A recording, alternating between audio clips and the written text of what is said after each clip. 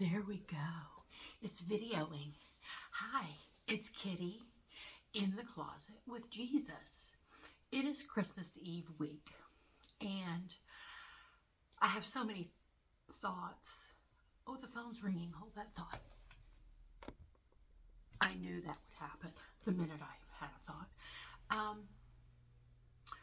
Anyway, I had a lot of thoughts, but this I want to tell you about. This book. It is my favorite Christmas story ever. Ever.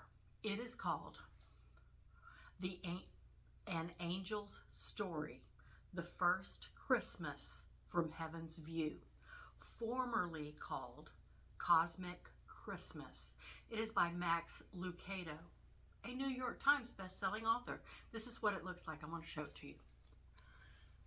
Can you see it? It's very glare, bright light. That's a little better. Anyway, it's got an angel on the front. It's called An Angel's Story. I've had this book for a while. I've read it many times. I'm in the closet tonight in my Christmas pajamas. Yikes, it was the longest day on earth at my work. Anyway, I had to, come home, do my nightly routine, this and that. And so I thought, since I wasn't wearing, regular clothes and I just came from the shower, that I put on my Christmas pajamas. These are the ones I wear every Christmas Eve night for the past several years. Gracie, my daughter, has a pair exactly like these, and we normally wear them on Christmas Eve night. Who knows what she'll wear this Christmas Eve? She's spending it with her roommates and their parents at the lake. Anyway, so I thought I'd wear my Christmas pajamas tonight, and honestly, it'll probably run long. I have a stopping point here at about halfway, but I'm going to read y'all this book. OMG. I read this book out loud. I have read this book out loud to my husband before, like a few nights before Christmas or on Christmas Eve or whatever. It's a good story. I'm not even kidding. And I can't get through it, sadly, or amazingly, or whatever, without crying at least 7 times. So I'm going to read, and hopefully, some people love to have somebody read a story to them. I love to read out loud. And sometimes we go on car trips and things. Instead of listening to the radio or whatever, I'll read a story, an Agatha Christie story or Sherlock Holmes story or whatever. But, if you go from here to Chicago, you can read a whole story. Anyway, so if you're sitting in the closet tonight with Jesus, you can either read half a story or a whole story. So anyway, I'm going to keep my eye on it. And if it gets too long, I'll just stop at the stopping point and pick up their next video. But your kids will love this story, or you will love this story, or your husband will love this story, or anybody you know who even remotely knows who Jesus is remotely will really love this story because it's so, so good. Okay, anyway, An Angel's Story, the First Christmas from Heaven's View by Max Lucado. And I know nobody really wants to see the top of my head, but it just is what it is. An Angel's Story. I'm not going to read the foreword. I've told y'all before in these videos, it's better if you read the foreword, especially the Bible, so you know what kind of Bible you're getting yourself into. I'm not reading the foreword. Actually, I don't find it beneficial in this instance, having read the foreword many times. Gabriel. Just the sound of my King's voice stirred my heart. I left my post at the entryway and stepped into the throne room. To my left was the desk on which sat the Book of Life. Ahead of me was the throne of Almighty God. I entered the circle of unceasing light, folded my wings before me to cover my face, and knelt before him. Yes, my Lord. You have served the kingdom well. You are a noble messenger. You have never flinched in duty. Never have you flagged in zeal. I bowed my head, basking in the words, whatever you ask, I'll do 1,000 times over, my king, I promised. Of that I have no doubt, dear messenger.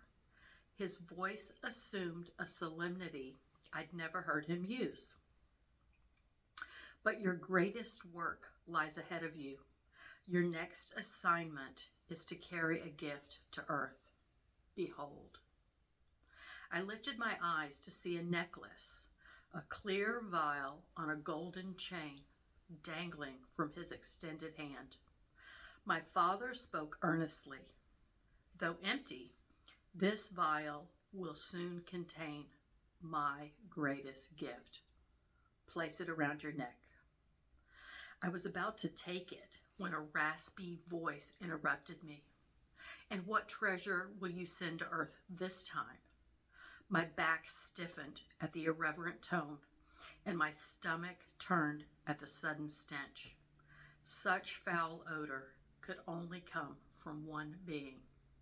I drew my sword and turned to do battle with Lucifer.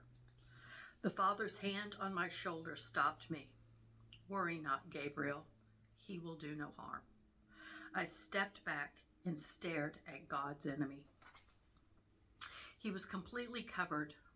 A black cassock hung over his skeletal frame, hiding his body and arms and hooding his face. The feet, protruding beneath the robe, were thrice toed and clawed. The skin on his hands was that of a snake. Talons extended from his fingers. He pulled his cape farther over his face as a shield against the light, but the brightness still pained him. Seeking relief, he turned toward me. I caught a glimpse of a skullish face within the cowl. What are you staring at, Gabriel? He sneered. Are you that glad to see me? I had no words for this fallen angel. Both what I saw and what I remembered left me speechless. I remembered him before the rebellion, poised proudly at the vanguard of our force, wings wide. Holding forth a radiant sword, he had inspired us to do the same. Who could refuse him? The sight of his velvet hair and coal-black eyes had far outstripped the beauty of any celestial being. Any being, of course, except our Creator. No one compared Lucifer to God, except Lucifer. How he came to think he was worthy of the same worship as God, only God knows. All I knew was that I had not seen Satan since the rebellion, and what I now saw repulsed me. I searched for just a hint of his former splendor, but saw none. Your news must be urgent, spat Satan to God, still unable to bear the light. My father's response was a pronouncement. The time has come for the second gift. The frame beneath the cape bounced stiffly as Lucifer chuckled. The second gift, eh? I hope it works better than the first. You're disappointed with the first? Asked the father. Oh, quite the contrary. I've delighted in it. Lifting a bony finger, he spelled a word in the air. CHOICE.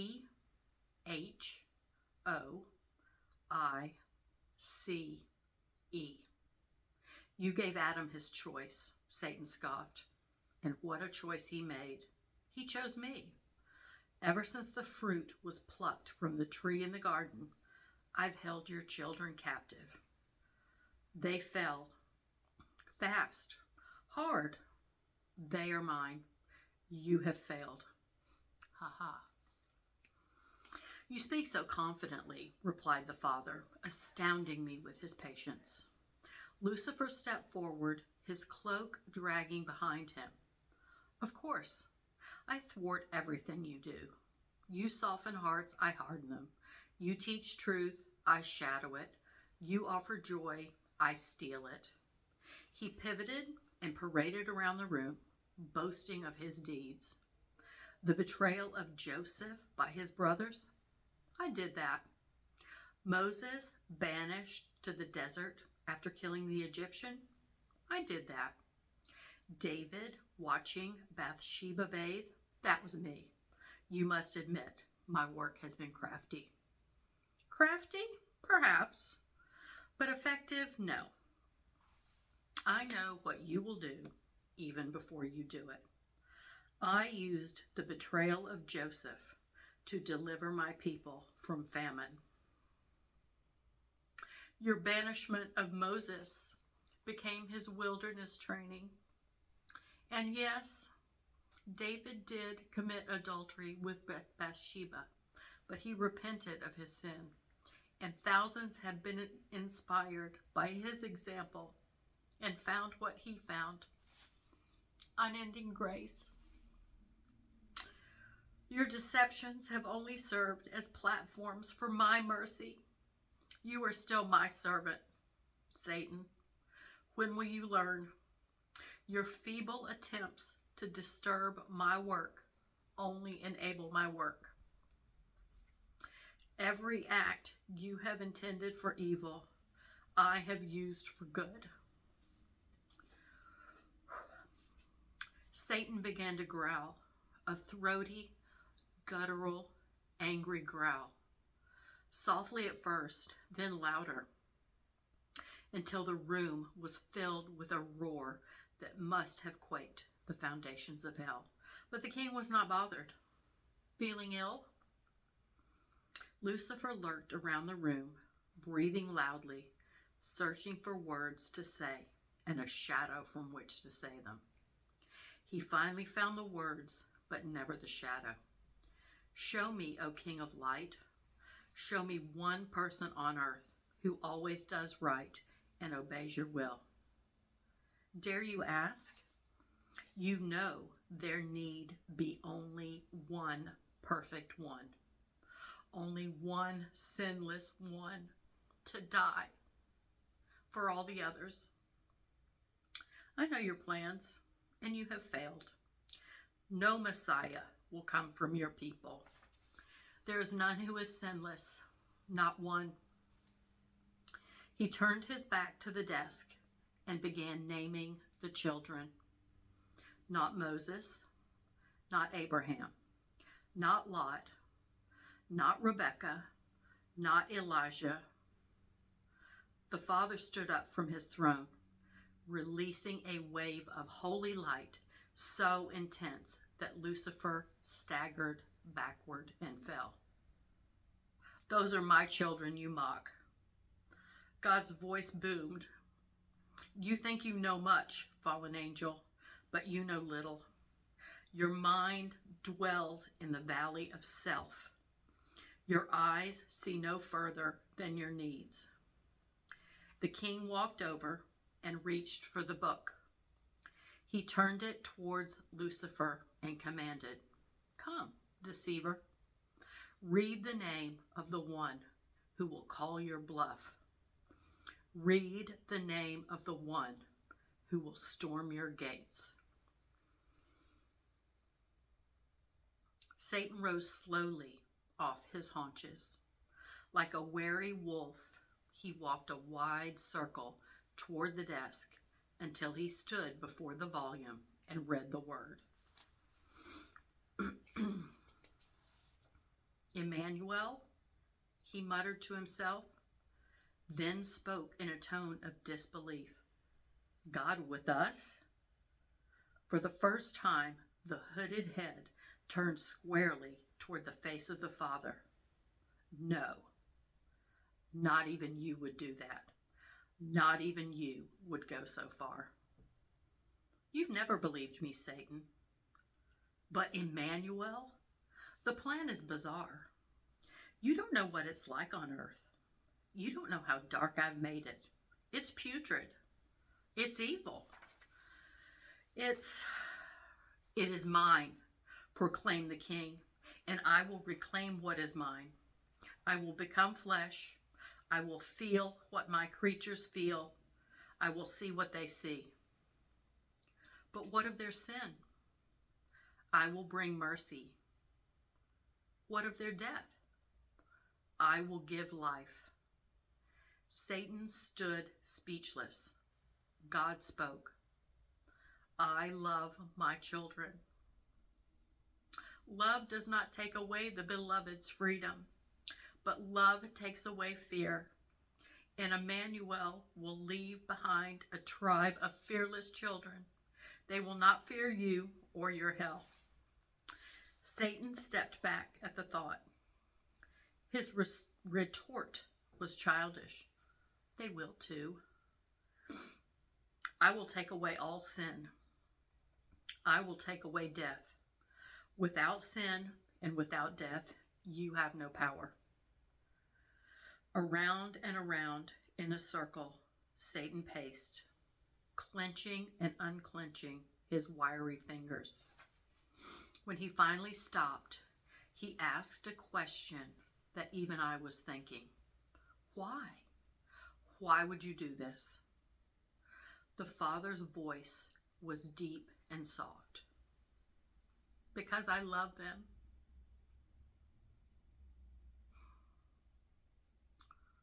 The two stood facing each other. Neither spoke. The extremes of the universe were before me. God robed in light, each thread glowing. Satan canopied in evil, the very fabric of his robe seeming to crawl. Peace contrasting panic. Wisdom confronting foolishness. One able to rescue, the other anxious to condemn. I have reflected much on what happened next. Though I have relived the moment countless times, I am as stunned as I was at the first. Never in my wildest thoughts did I think my king would do what he did. Had he demanded Satan's departure, who would have questioned? Had he taken Satan's life, who would have grieved? Had he called me to attack, I would have been willing. But God did none of these. From the circle of light came his extended hand. From the throne came an honest invitation. Will you surrender? Will you return to me? I do not know the thoughts of Satan, but I believe that for a fleeting second, the evil heart softened. The head cocked slightly, as if amazed that such an offer would be made.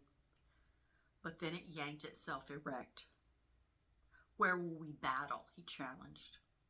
The Father sighed at the dark angel's resistance. On a hill called Calvary. If you make it that far, Satan smirked, spinning and marching out the entryway.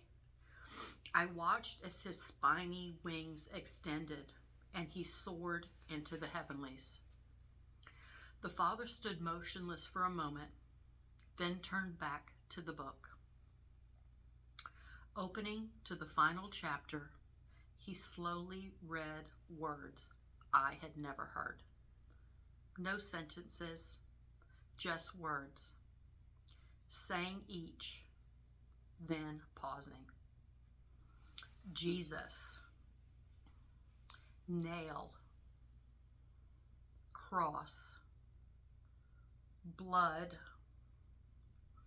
tomb, life. He motioned toward me, and I responded, kneeling again before him.